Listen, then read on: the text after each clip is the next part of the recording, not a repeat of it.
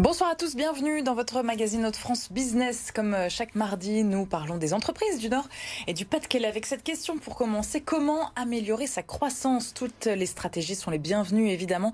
Le digital en fait partie. La start-up basée à Lille, Spag, augmente la visibilité des entreprises sur Internet. Notre invitée, Coralie Dussart, PDG. Bonsoir. Bonsoir Marie. Merci beaucoup d'être avec nous. On va essayer de comprendre ensemble ce que vous faites, bien sûr. Et Jeanne nous accompagne pour l'actualité du journal des entreprises. Bonsoir Jeanne.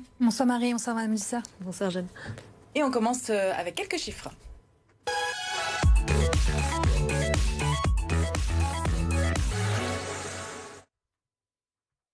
Spag, une toute jeune entreprise, start-up née il y a à peine 2 ans, 25 employés entre Lille et Paris. Alors concrètement, vous faites ce qu'on appelle du gross marketing ou gross hacking.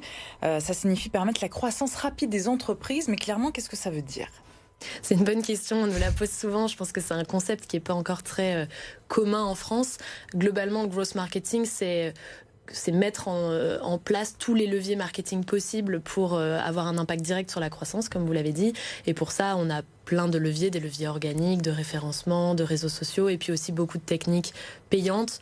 Mais c'est concrètement toujours basé sur de la donnée. Et on fait beaucoup de tests, beaucoup d'itérations pour s'appuyer sur les données, éviter l'intuition, et comme ça avoir des résultats plus rapides et plus impactants. Donc le but, c'est de permettre surtout aux entreprises d'être plus visibles sur le net, justement, mais pas seulement. Oui, tout à fait. Alors, on aide à la visibilité, bien sûr, sur Internet. Il y a des milliards de sites aujourd'hui, donc il faut quand même se démarquer, effectivement.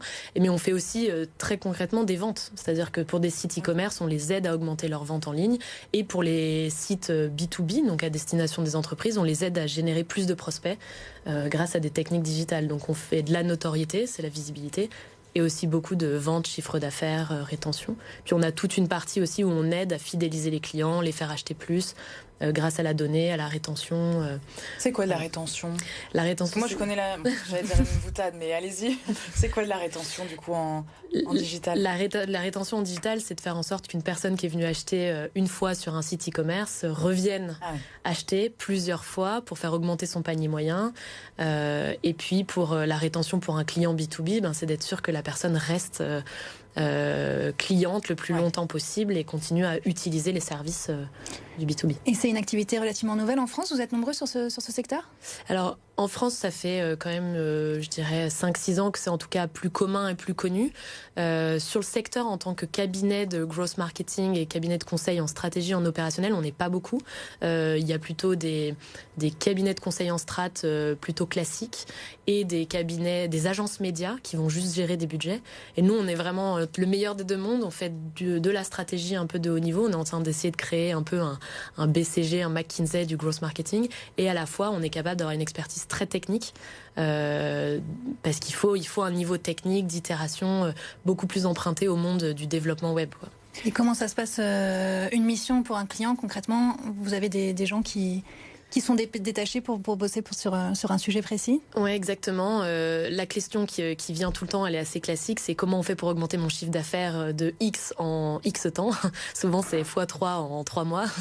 C'est un peu les questions qu'on a. Et nous, on va réfléchir, on va faire un peu un audit de ce qu'ils ont déjà fait. Et ensuite, on leur propose une stratégie digitale très complète avec, comme je disais, plusieurs leviers, plusieurs étapes. Et on détache pour ça entre 2 à 3 à 5 personnes, puisque parfois on a des data scientists qui interviennent pour analyser les données. On a un studio de création, nous, en interne, qui va faire toutes les créations graphiques. Ça compte beaucoup en web, les vidéos, les visuels.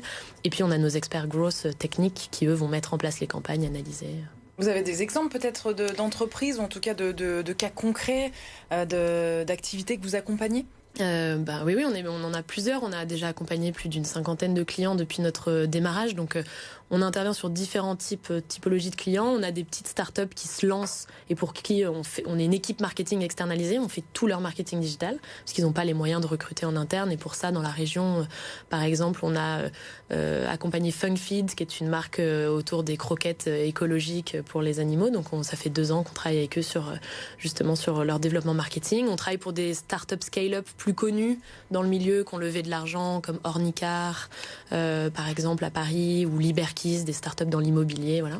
Et puis on travaille pour aussi des très grands groupes dans la région, McCain par exemple, Otera, Leroy Merlin, qui eux viennent chercher chez nous l'agilité startup, cette capacité à faire bouger les choses plus rapidement, voilà, plus. Parce que eux ont quand même de l'interne. Ouais, bien sûr. En digital, ils ont aussi une équipe dédiée, donc vous êtes en lien avec ces équipes en interne. Ils sont souvent tout à fait outillés en interne avec des équipes, mais il leur manque certaines expertises très techniques. Ça bouge beaucoup. On travaille sur Facebook, sur Google, sur toutes les autres plateformes, TikTok, Snapchat, le référencement naturel. Ça bouge constamment. Donc nous, nos équipes, elles sont formées par, on est partenaire Google, partenaire Facebook, donc on est formés tout le temps sur ces sujets-là. Donc ils viennent chercher l'expertise chez nous, dans les grands groupes. Et puis là, c'est un état d'esprit aussi. On pense à la semaine, on fait des modifications très rapides, on fait des tests toutes les 5-7 jours.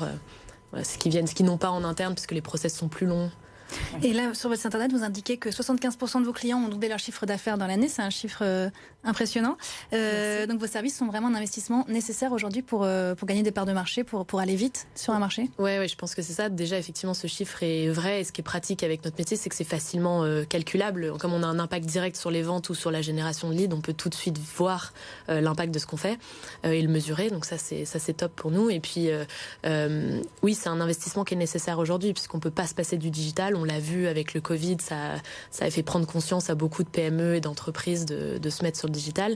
Et puis là, dans un contexte économique qui est peut-être un petit peu plus compliqué avec les inflations, les problèmes d'approvisionnement, générer plus de clients et des clients qui ont un meilleur panier moyen, c'est vital pour la survie de. Et ça représente un budget. Alors j'imagine qu'il y a des devis qui sont faits, mais pour une petite entreprise qui a besoin justement de vous avoir en prestataire, ça commence à partir de combien à l'année ou au mois, je sais pas comment vous fonctionnez. Oui, alors on essaye de le mensualiser pour que ça fasse justement soit plus facile pour la trésorerie des entreprises ou des PME. Ça va entre, je dirais, 3 500 € par mois à 10 000 quand on a des très grosses prestations avec beaucoup. Ça dépend du nombre d'experts qu'on met sur le sujet, de leviers qu'on touche et de phase de notre tunnel d'acquisition. Donc voilà. Après, on a des très grands comptes où on fait des grosses missions à l'international. Et puis parce qu'on a une équipe qui est très internationale. Et puis des petits comptes où on intervient sur une expertise. Bon, en tout cas, c'est très clair. Merci beaucoup d'avoir été avec nous, Coralie. Donc, je rappelle, c'est Spag. On peut évidemment retrouver toutes les infos sur Internet. On continue avec l'actualité du Journal des entreprises.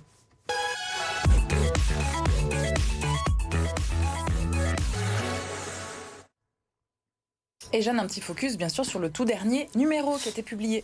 Oui, tout à fait. Le numéro de novembre du Journal des entreprises est paru hier avec, comme d'habitude, deux sujets majeurs. D'abord, un long article sur Poquelin, une entreprise industrielle de l'Oise qui est spécialisée dans les moteurs hydrauliques pour l'agriculture ou encore les engins de chantier.